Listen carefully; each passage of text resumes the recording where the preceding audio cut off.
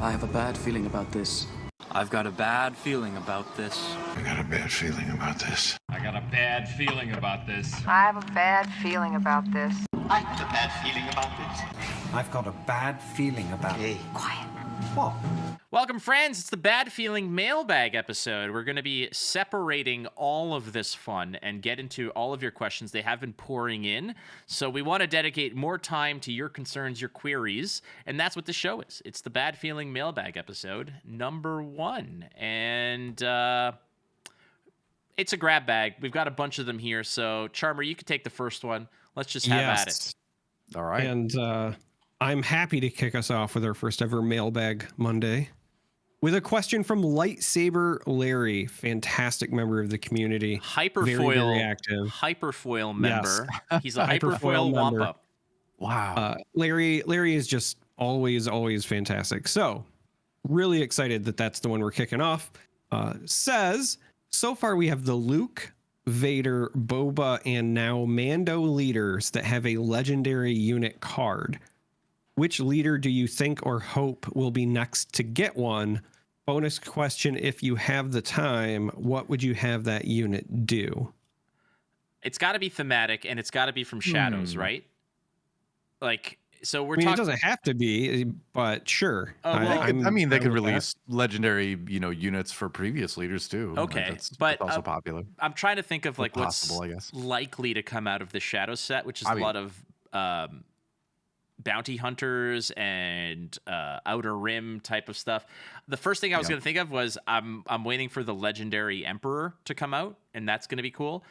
But I think I don't think it's going to be in this set. I think that what's coming out in this set from a legendary perspective is either going to be a legendary IG-88 or the other one was a legendary Han Solo.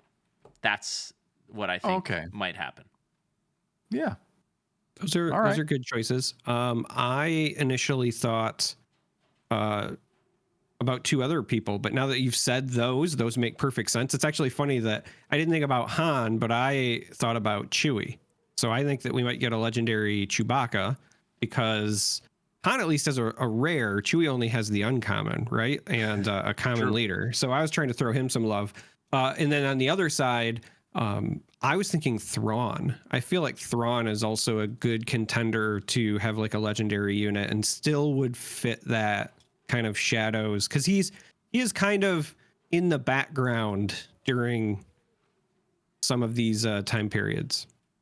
Yeah, I mean, conversely, we could go to the other side of the heroes and villainy spectrum and say Hera as well. Definitely a leader that we could see a legendary of. Maybe not in this next set, but like you said, she's kind of out there in the nascent rebellion, I suppose. And I think you could do a lot of neat things with the legendary Hera card, just because, again, that's an opportunity to do something very cool with the Spectre keyword. So that'd be something that I kind of want to see, because I like those tribal kind of decks. So I kind of want to see Spectre get better. I haven't played a single Hera game yet, but I just think the idea is cool. So, give me a reason someday, I got beaten by a Hera deck this past weekend. It was, what was it? It was Hera with just lots and lots of experience tokens and shields. What were the aspects? Vigilance, I think. Yeah. Okay. It's probably Vigilance. Yeah. That's what mine is. Just because you get access to like Obi-Wan and Luke to go with your Kanan and Ezra's, and you can kind of lean into some of that. I have filth, man. Filth. A Hera's Heroes deck that I like to play for fun, and it is a good time. I've seen people trying to build it with a double green too, and I think that's kind of an interesting direction to go with it. Hulk Hera. It's Hera Mania. Okay. Thank you, Larry. Larry, a hyperfoil wampa in the Discord, and no shame here. We are we prioritize our Discord, our Patreon supporters when it comes to the mailbag. Them's the rules. Them's the rules. That's how it goes. Wampa's got to eat. Next one is from another hyperfoil wampa. It is Typo180 asking, how much do you test the deck before you feel it's ready to go to take to a 1K tournament? Or 1K or more tournament? What specifically do you do to test it beyond attending weekly plays? Good question. I mean, how do I test the deck before I play it? To me, honestly, it's tons and tons of reps. I can't can't say that it's like it's play as much with the deck to the point where you draw your 6 and you don't have to think about what you're going to be resourcing. It's just automatic. It's muscle memory. You have to be as familiar with your deck to that point. That's when I become comfortable with the deck. And the other thing I would do, just to sort of add on to this, is I test it mostly against the decks that it's worst against. That is the deck those are the decks I'll play the most against. So if I'm playing Palpatine, give me a ton of Sabine reps, because I know that that's the one I need the most work on. It's one thing to feel great when you're testing and say, hey, I just beat up on the deck I'm supposed to beat and I feel good. And then you go into the tournament and that's not what you're facing. Play against the hardest stuff and play your deck a lot. That's what I would say. Yeah, I'm not the greatest deck builder, so I need a lot of iteration. I need to play a lot of games and figure out what works and what doesn't. So, I mean, I think reps is going to be kind of the common answer for this. Is you just need to, like you said, get comfortable with it. Like Flake said, you need to get comfortable with as many matchups as you can, so you don't have to think as much about every little thing during the games, because you're already going to be a little bit nervous if you're really trying to win a tournament with bigger money like that. So yeah, I mean, practice makes perfect. They say it for a reason. It's very true with card games. So yeah, I'm gonna just echo Flake and just say reps. Yeah. I will obviously say reps, but to kind of further address the second half of the question, which is how do you do testing beyond weekly plays? The biggest piece of advice that I would suggest is find yourself like 2 to 3 people that you really trust and also think are good players, preferably better players than you. You learn more when you play people better than you. I always say when I'm trying to learn something new, I want to be the dumbest guy in the room, because then I can soak up stuff like a sponge. So that's why Flake keeps wanting to play games with us. I get it now. So okay. find Sorry, some people you trust. Random shade. No, you're fine. Find some people you trust, run a bunch of games against them. Like Flake said, give them, say like, hey, play this deck. I want reps against it, but also have the freedom to do 2 other things that I think are really important. The first is have the freedom to not play to win, but play to learn. And so have situations where, you're not afraid to say to your testing partner, hey, this is what's in my hand. What would you do here? Right? Talk through it. Because when you're doing this, it's not the tournament yet. So now is the time to ask those questions and learn. And, instead of just being like, well, we played it and maybe I made the right decision, maybe I didn't. The entire point of having your partner there is to lean on each other. The other thing is, yes, request decks, but also set aside 1 to 2 nights during your testing. Not like every week, just in total, 1 or 2 nights where you say, hey, just bring wacky shit. Because yes, you're going to run into meta decks, but you're also going to run into stuff you've never seen before. And so just having even a general game plan for, hey, this is what I do and I have no idea what to expect, is also really important. And sometimes that's when you find like interesting decks that might have more legs than you thought they did. That's how I learned about Hera. All right. I died to a double blue churret last week, so yeah. It happens to everybody, right? You see some wacky stuff. I love it. Everyone has a story of the time that they died to IG-88, and we're like, what? Yeah.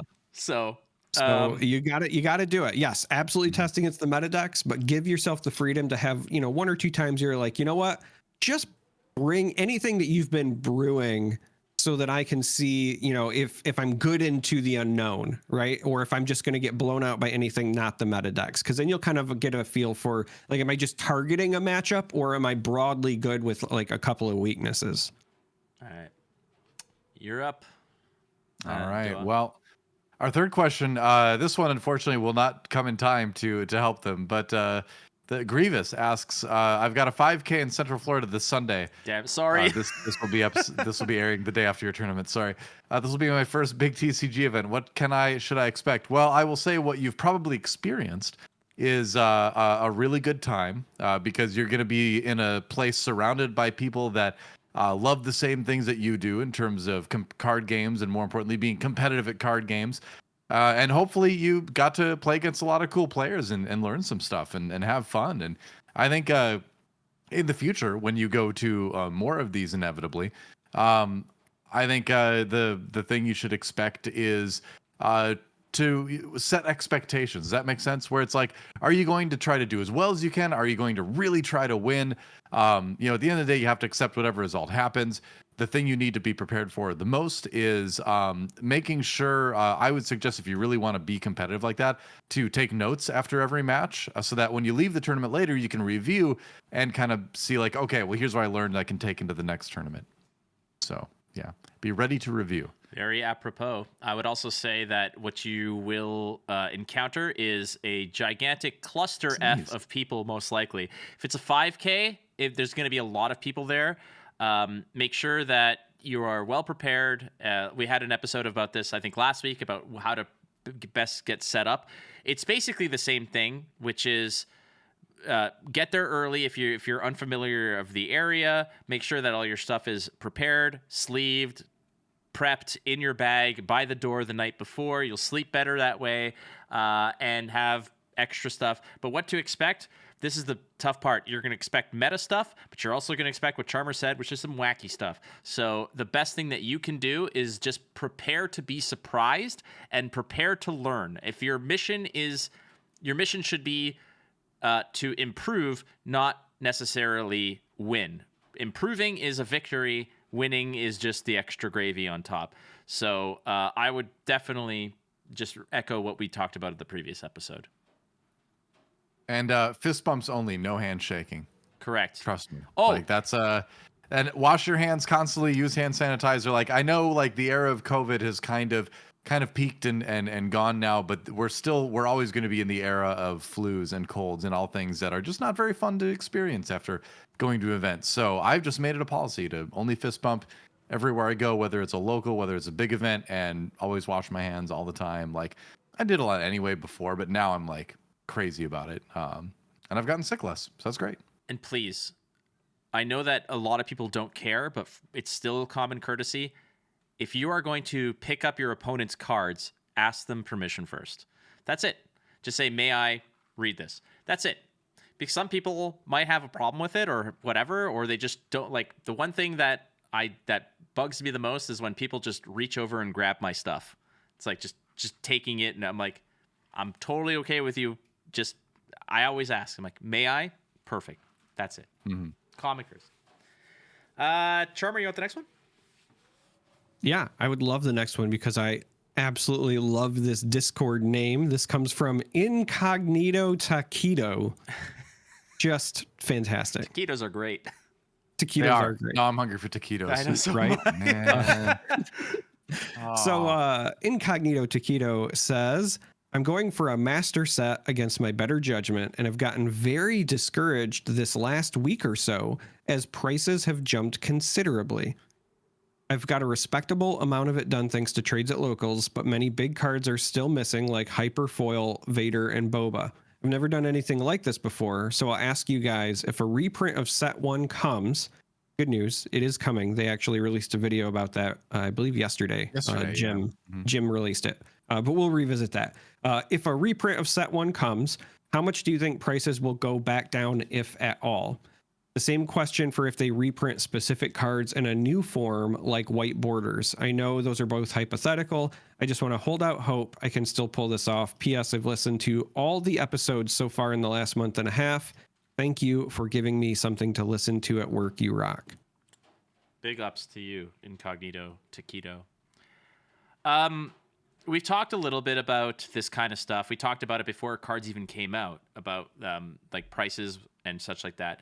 First of all, what you're undertaking here is no small feat, because it's going to be super easy to get one-ofs of most of the cards. But when you're talking about Hyperfoil, Vaders, Bobas, that's more so a double whammy of scarcity and cost, which are so intimately entwined. But nonetheless, the fact that the product is out of stock everywhere means that Hyperfoil Vader that you may have picked up for $150 or $200 is now probably $300 to $400 purely off of that. Will prices go down? Abso-freaking-lutely.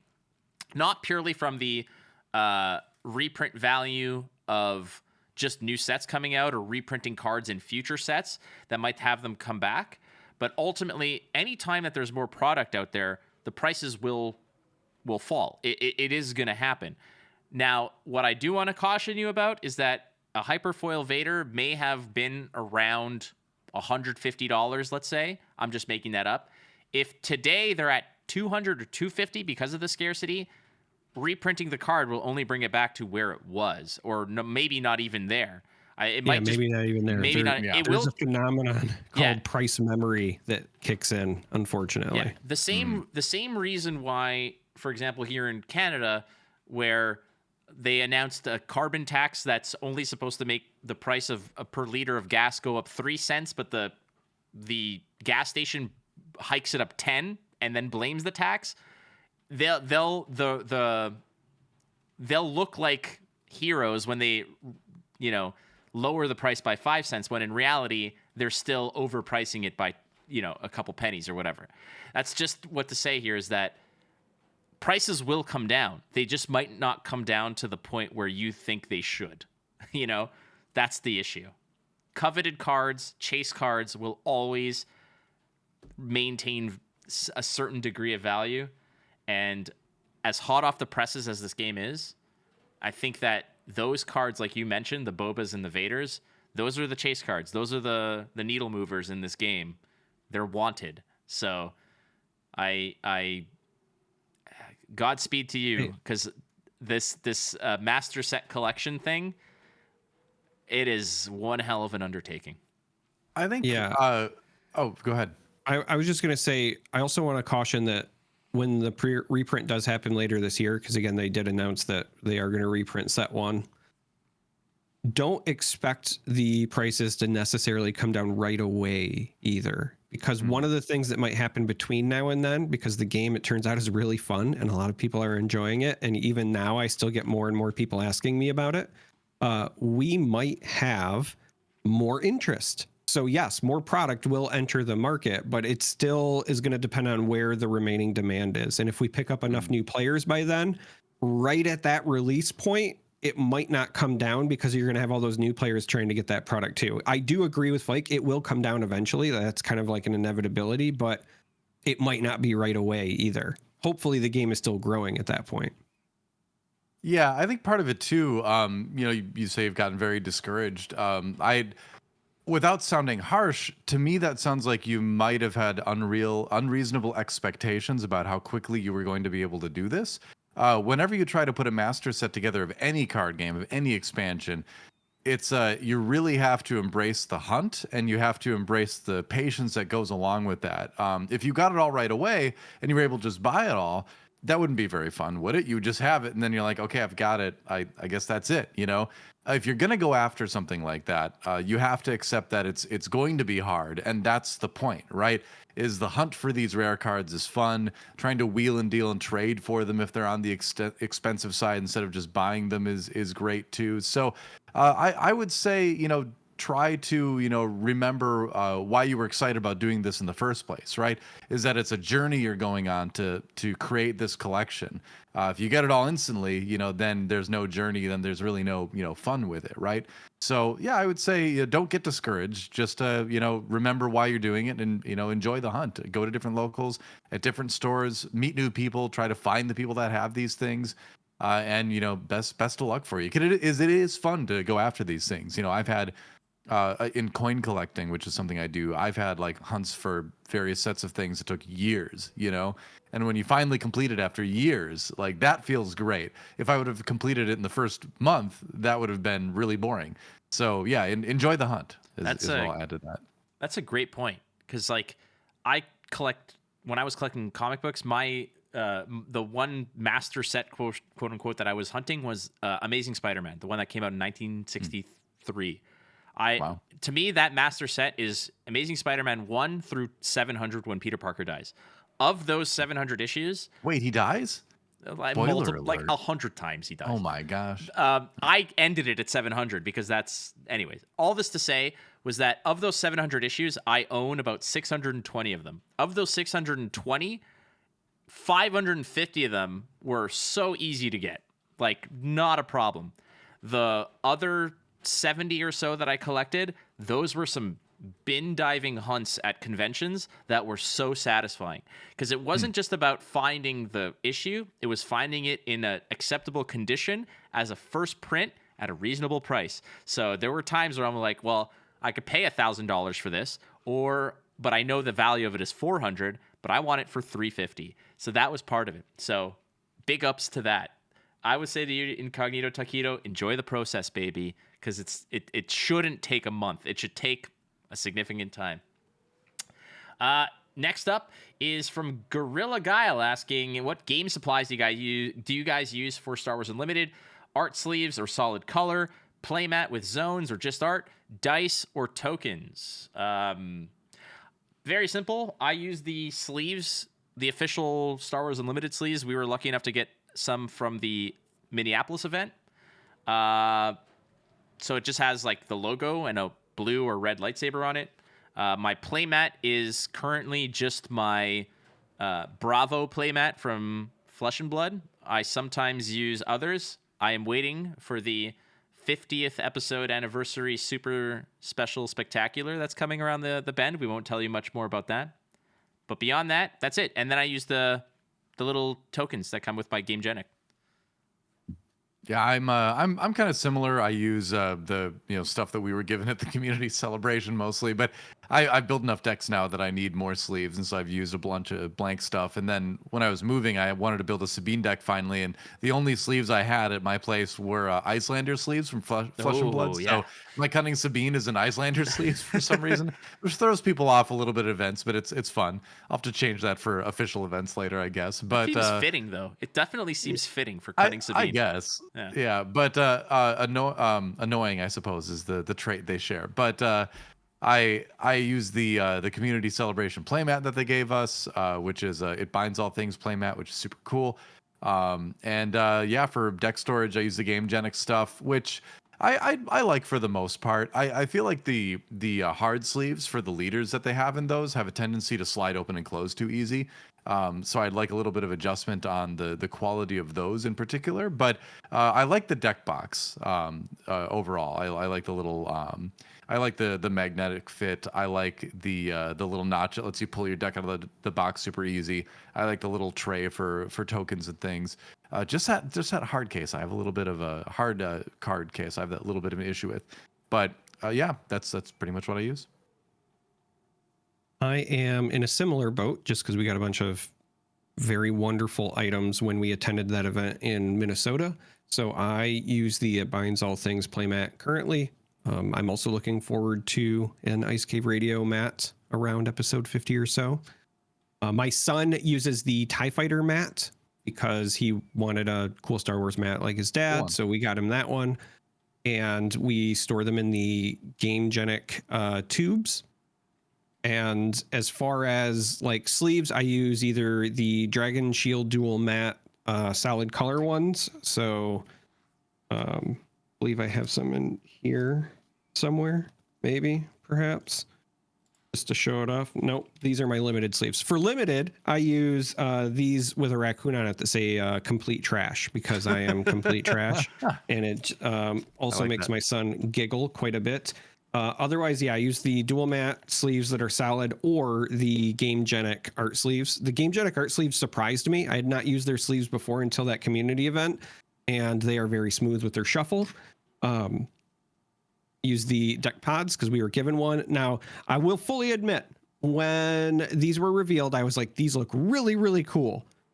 But they also seemed expensive because I think MSRP is $35. And so I was like, I don't know if I'm going to buy one. And then we were given one at the event and I was like, wow, this is amazing. It does all of the things I want and it's magnetic and you can split them apart and do all the things. Mm-hmm. And then since then I have now bought a bunch, as you can see, the various colors. Yeah. I also have three of them now too. I don't know if I'll buy any to like, oh, you gave me one. You know, it was that first hit for an addict, and now I'm buying all the Gamegenic stuff. Now Charber's like, print a new aspect. I need a new box. Yeah. I do use the Gamegenic tokens that we were given, and thankfully, somebody in our Discord, I believe it was Lightsaber Larry actually, had posted something that they ordered on Etsy, and I have mine was just delivered today. It's downstairs.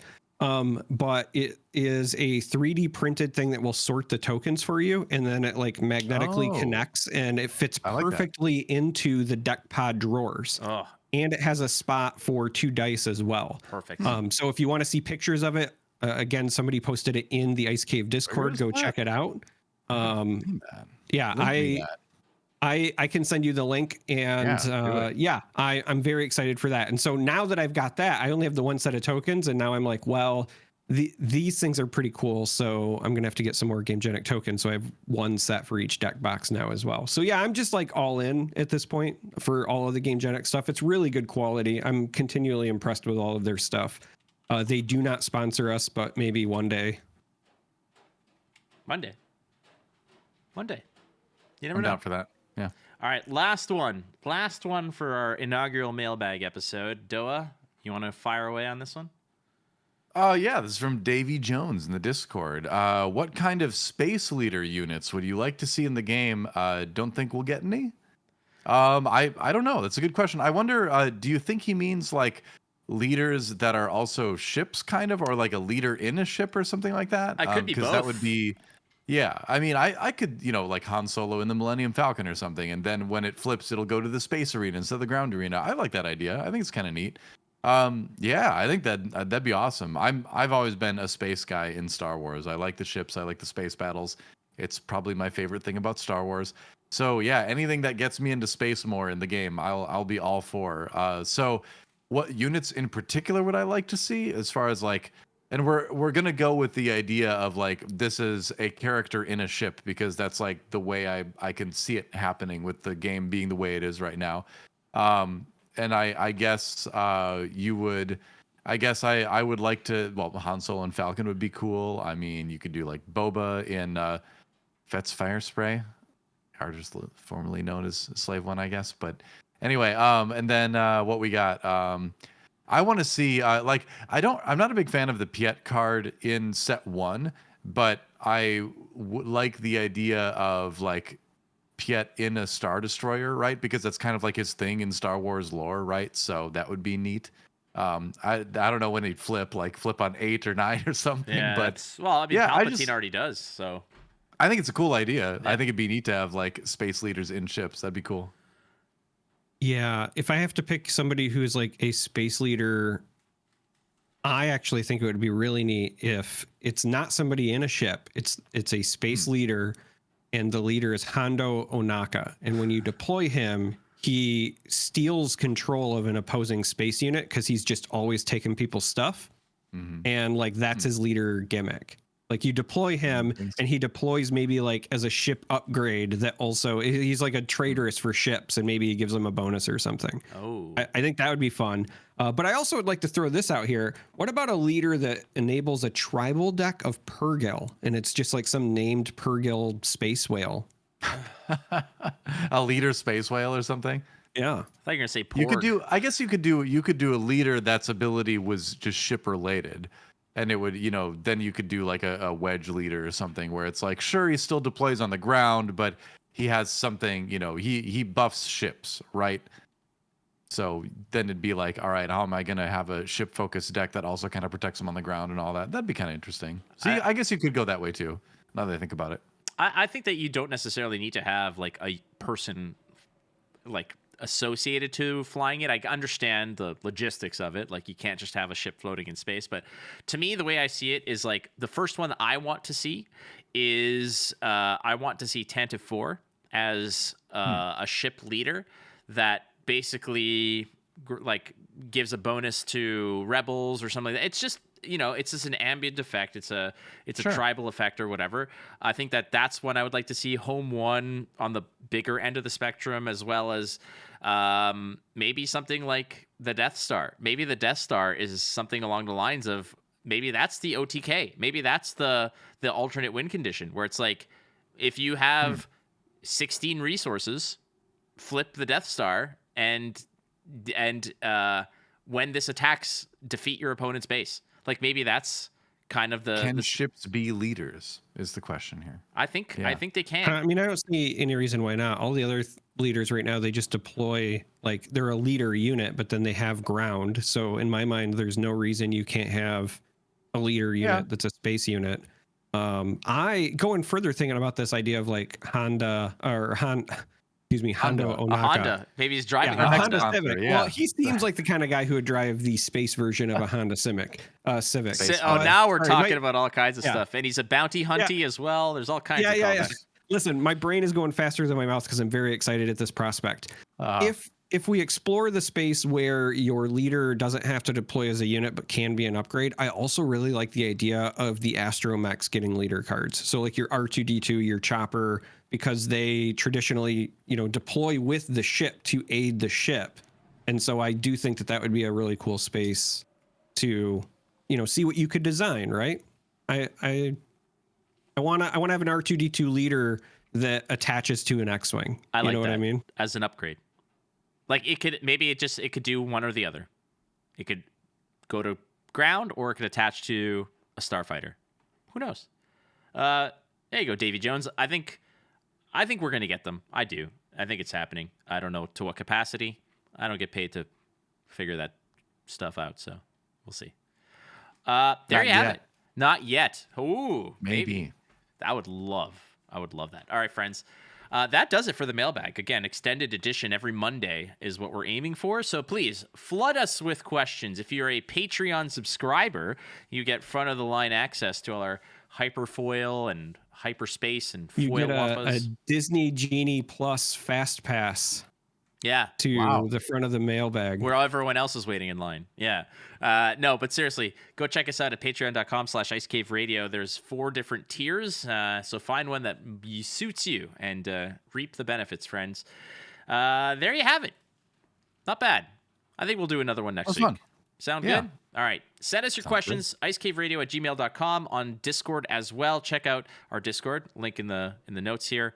And tweet at us at WatchFlake, at GGDOA, at ThatCharm3R. That does it. Now, Doa, I always get Charmer to sign off on the episode. So you got to come up with a catchphrase real quick here. And I don't have any. I don't have a voice distortion changer thing. Yeah, I don't. Well, we could we could do. Here's now when I think about the number of shows we'll do each week, I would say, now there are 2 of them.